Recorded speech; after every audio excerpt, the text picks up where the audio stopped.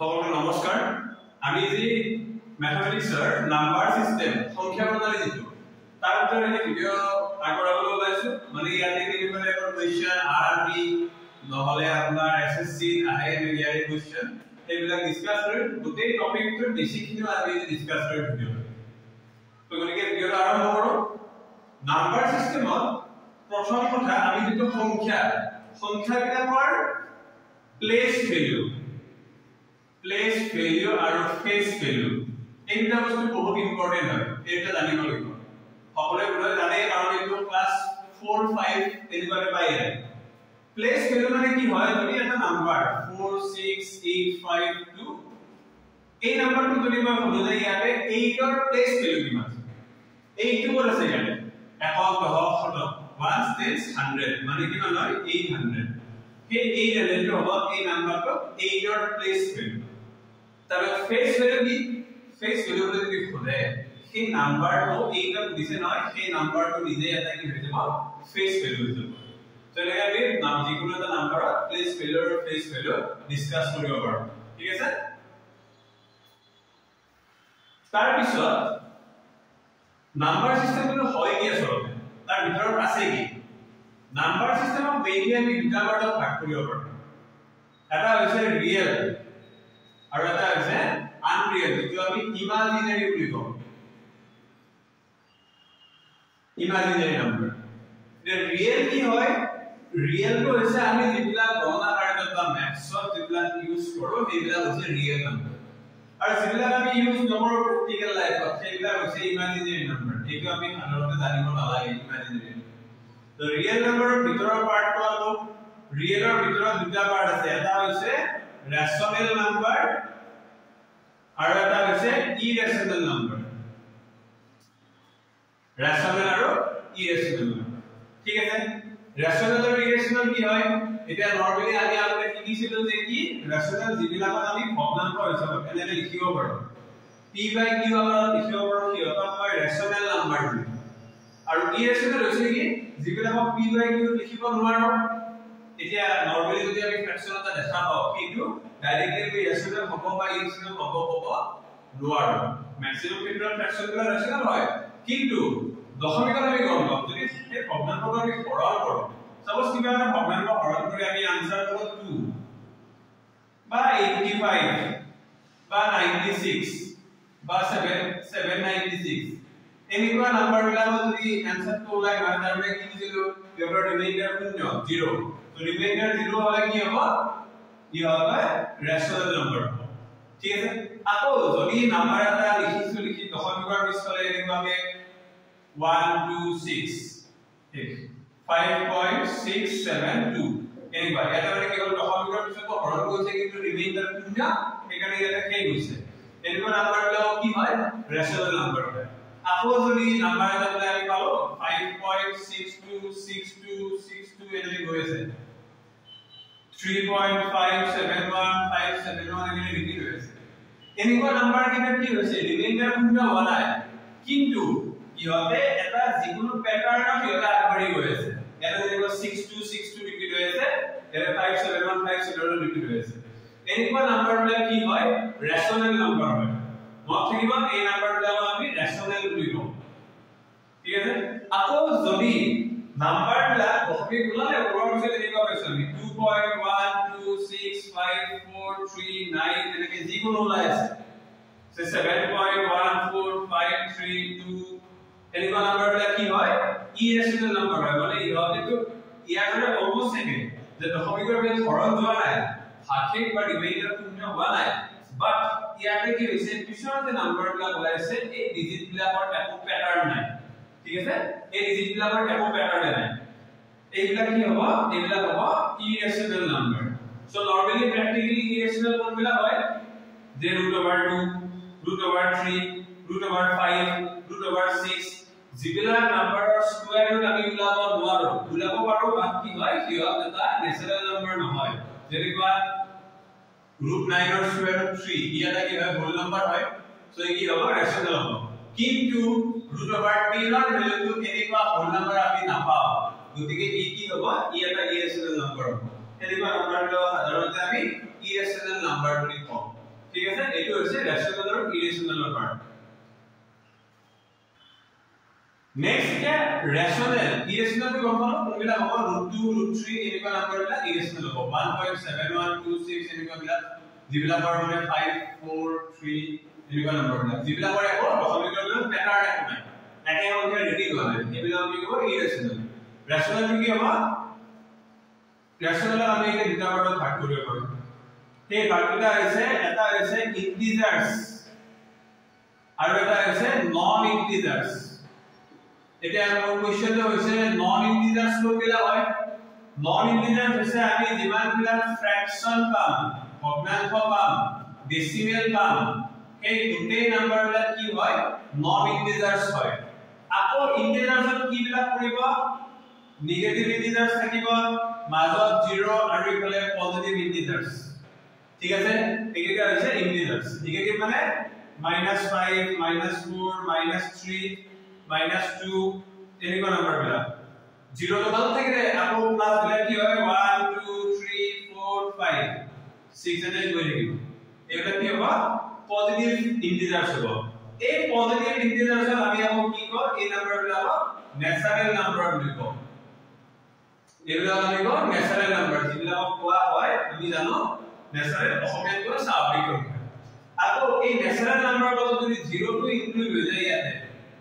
তাহলে এই সিরিজটো 0 1 2 3 এনে গৈ থাকিলে ইহঁতক কবি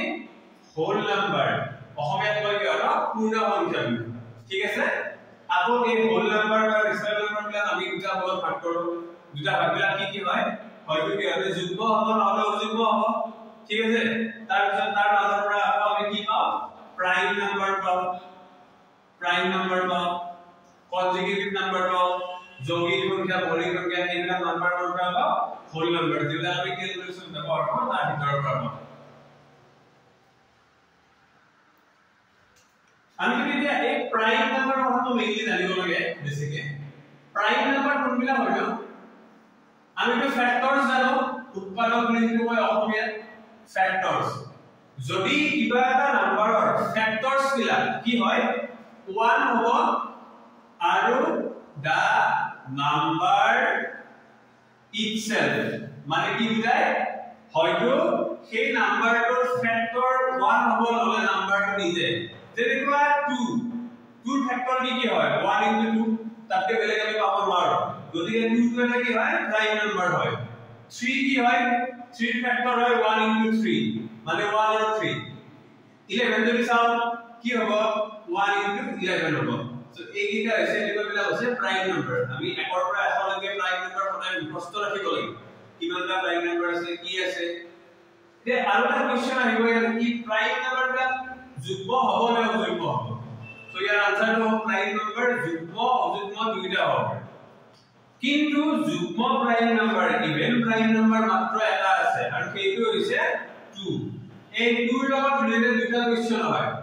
আটাইতকৈ সৰু যুগ্ম সংখ্যা smallest even number smallest prime number smallest even number and even prime number কি হয় যুগ্ম prime number হয় যুগ্ম মৌলিক সংখ্যা হয় ঠিক আছে এই টুৰ পৰা তিনটা কোৱেশ্চন আমি গম পালো কি পাব আটাইতকৈ সৰু স্বাভাৱিক সংখ্যা আটাইতকৈ সৰু মৌলিক সংখ্যা আৰু আটাইতকৈ মানে একমাত্ৰ যুগ্ম মৌলিক সংখ্যা ঠিক আছে এনে প্ৰাইম নম্বৰ গোটেই সিৰিজটো আপোনালোকে চাব পুৰা 1 পৰা 100 লৈকে মনত থাকিবলৈ আছে গোটেইটা চাব লাগে একচুয়ালি কিন্তু 100 লৈকে মনত থাকিলে অলমোস্ট মানে প্ৰাইম নম্বৰ কনসেপ্টটো ক্লিয়াৰ হৈ যায় ঠিক আছে এতিয়া আমি জানিব লগা বস্তু আৰু আছে divisibility rule হৰণৰ নিয়ম মানে নাম্বাৰ এটা দেখাবলে আমাক যদি কয় by 2 এটা নাম্বাৰক 2 এৰে হৰণ যাবলৈ এটা আমি কেনেকৈ গম পাম বহুত যদি ডাঙৰ নাম্বাৰ এটা আছে আমি কি কৰিব লাগিব তা হৰণ কৰি চাব লাগিব যদি হৰণৰ ৰুলটো হয় হৰণ কৰি চাব নালাগে তা নাম্বাৰটো দেখালে গম পাম এটা যদি নাম্বাৰটো যদি কিমান ডাঙৰ 815432 6 815437 এই দুটাৰ কোনটো নাম্বাৰৰ 2 ৰে হৰণ যাব আমি দেখি গম পাম যে এই নাম্বাৰটো 2 ৰে হৰণ যাব কিহৰ কাৰণে হয় কাৰণ ইয়াৰ লাষ্টত যুগ্ম সংখ্যা আছে গতিকে কি হয় এই যুগ্ম সংখ্যা আটাইবিলাক যুগ্ম সংখ্যাৰে 2 ৰে ডিভাইড যায় তাৰমানে এটা নম্বৰৰ লাষ্টত যদি 0 2 4 6 8 এইকেইটা ডিজিট থাকে লাষ্টত ওৱানস প্লেছত যদি এইকেইটা ডিজিট থাকে তেতিয়াহ'লে সেই নাম্বাৰটো 2 ৰে সদায় হৰণ যাবই নেক্সট আমি চাও বাই 3 ৰে কেনেকৈ গম পাম যিমান ডাঙৰ নাম্বাৰ হ'ব ডিভাইড কৰিছো অৰ্ডাৰ আই হৈছে কি হ'ব সাপোজ এইটো 5 1 6 2 3 4 এই নাম্বাৰটো 3 ৰে হৰণ যাবলৈ ওলাবলে কি কৰিব আমি এই নাম্বাৰটো যিমান কিটা অংক আছে যিমান বিলাক ডিজিট আছে সব ডিজিট বিলাক আমি যোগ কৰিম কি কি আছে 5 plus 1 6 6 plus 6 12 12 plus 2 14 14 plus 3 কিমান 17 17 plus 4 21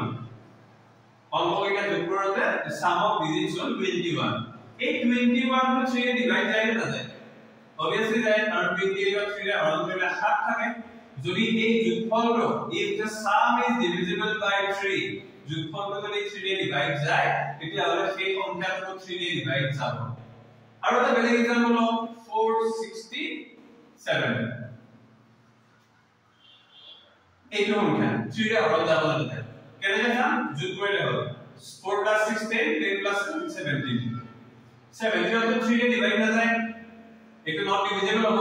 লহবিটো নলব ডিভাইড কৰিলে কি হ'ব এই নাম্বাৰটো 3 ৰে ডিভাইড না যায় ঠিক আছে আমি এটা 4 ৰে কেনেকৈ চাম বাই 4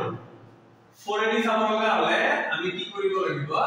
যদি 100 লৈকে মানে 2 ডিজিট নাম্বাৰ থাকে 4 ৰে ডিভাইড গবে হ'ল হা 100 লৈকে জানিব লাগিব ডাঙৰ নাম্বাৰ এটা 7296 সাপোজ 24 কেনেকৈ চাম এই নাম্বাৰ 4 ৰে ডিভাইড যাব না যায় কি কৰিম লাষ্টৰ ডিজিট দুটা আমি চেক কৰিম কিমান আছে 24 আছে 24 ক 4 ৰে ডিভাইড যায় না যায় obviously যায় 4 6 24 তাৰমানে এই দুটাই নাম্বাৰটো 4 ৰে ডিভাইড যাব ওকে তাৰ পিছত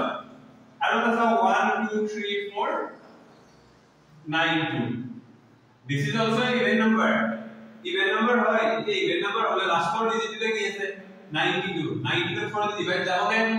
ডিভাইড কৰিছলে 4 ৰে 9 ৰ 4 ৰে 8 1 ৰ 12 4 ৰে 12 মানে ডিভাইড যায় গতিকে ইয়াক 4 ৰে যাব ঠিক আছে এটা যুগ্ম 6 2 3 2 6 এইটো সংখ্যা কি হয় ইভেন নাম্বাৰ হয় কিন্তু ইয়াৰ 4 ৰে ডিভাইড না যায় কিয় না যায় কাৰণ লাষ্টত 26 আছে 26 ক যদি 4 ৰে আমি ডিভাইড কৰো 4 6 are 24 ৰিমাইন্ডাৰ 2 ওকে গতিকে ইয়াৰ কি হয় 4 ৰে ডিভাইড না যায় নোজোৱা মানে এইটো কি হ'ব 2 ৰে যাব কিন্তু 4 ৰে যাব এৰ 4 ৰ ৰুটটো আমি গম পাম নেক্সট বাই 5 ৰ ডিজিট যদি লাষ্টৰ প্লেছত 0 বা 5 থাকে if a number ends with 0 or 5 নাম্বাৰটো যদি 0 বা 5 লিখে হয় তাত 5 এৰে হৰণ যাব ঠিক আছে 6 ৰ কাৰণে আমি গম পাব লাগিব 2 আৰু 3 মানে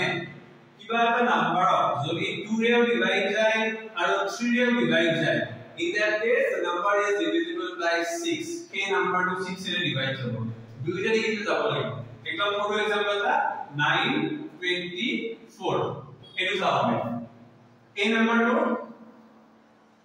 924 আগতে কি কৰিম 2 ৰে চাম 2 ৰে ডিভাইড যাব না লাষ্টত কিমান আছে 4 আছে সো 4 থাকিলে obviously যুগ্ম সংখ্যা 2 ৰে ডিভাইড যাব 3 ৰে যাব লাগিলে প্লাস কৰি চাম 9 + 2 11 11 + 4 15 15 of 3 ৰে ডিভাইড যায় গতিকে এইটো কি হ'ব 2 ৰে ডিভাইড যাব আৰু 3 ৰে ডিভাইড যাব so ultimately this number is divisible by 6 ঠিক আছে so এনেকুৱা কিছুমান কি আছে নাম্বাৰৰ ডিভিজিবিলিটি ৰুল 7 ৰে ডিভাইড কৰা এনেকুৱা একো ৰুল নাই 7 ৰে কি হয় ডিভাইড কৰি চাব লগা হয় ঠিক আছে তাৰ পিছত 9 টো অকমান হাৰ্ড হয় 9 টো চাও বাই 9 হলে কি হয় সেম এটা যদি ডাঙৰ নাম্বাৰ 2 7 8 1 9 বা 18 এই নাম্বাৰটো 9 ৰে ডিভাইড যাব না কেনে গম পাম কি আমরা ডিজিট দিতে পাস করব 2 + 7 9 9 + 8 17 18 19 19 + 8 27 এই 27 আর 9 ডিভাইড যায় না 9 × 27 যদি তাৰ যোগফলক 9 এৰে ডিভাইড যায় তেতিয়াহলে সেই নাম্বাৰটো 9 এৰে ডিভাইড হ'ব 10 টো ইজি হয় 10 ৰ কি 10 ৰ লাষ্টত 0 আছে যিকোনো নাম্বাৰৰ যদি লাষ্টত 0 থাকে it means that the number is divisible by 10 ঠিক আছে এই গোটেইখিনি হৈছে ডিভিজিবিলিটি ৰুলৰ আন্ডাৰত যিমানবিলাক নাম্বাৰ আছে আমি কেনেকৈ ডিভাইড যায় সেইটো চেক কৰিব পাৰোঁ তো আমি এতিয়া এই নাম্বাৰ সিস্টেমৰ যিখিনি ফাৰ্স্ট হয় তাৰ যিখিনি বেসিক সেইখিনি বস্তু আজি ভিডিঅ'ত চাম তো নেক্সট ভিডিঅ'ত আমি আৰু কি কৰিম নাম্বাৰ কেনেকুৱা টপিকৰ ওপৰত কেনেকুৱা টাইপৰ কোৱেশ্চন ডিভিজন নৰ ওপৰত বা মাল্টিপ্লিকেশনৰ ওপৰত এই ইউনিট ডিজিট প্লেস এইবিলাকৰ ওপৰত কেনেকুৱা কোৱেশ্চন আহে সেইখিনি ডিসকাস কৰিম সো আৰু ভিডিঅ'টো আপোনালোকৰ কাৰণে বহুত ইনফৰ্মেটিভ হ'ব সো আগলৈ ভিডিঅ'বিলাক চাই থাকিব ইয়াৰ পৰা আমি নাম্বাৰ সিস্টেমৰ ওপৰত ডিটেইলছকে ভিডিঅ'বিলাক বনাই যাম ঠিক আছে তো ধন্যবাদ তো নেক্সট ভিডিঅ'ত আপোনালোক পাম থ্যাংক ইউ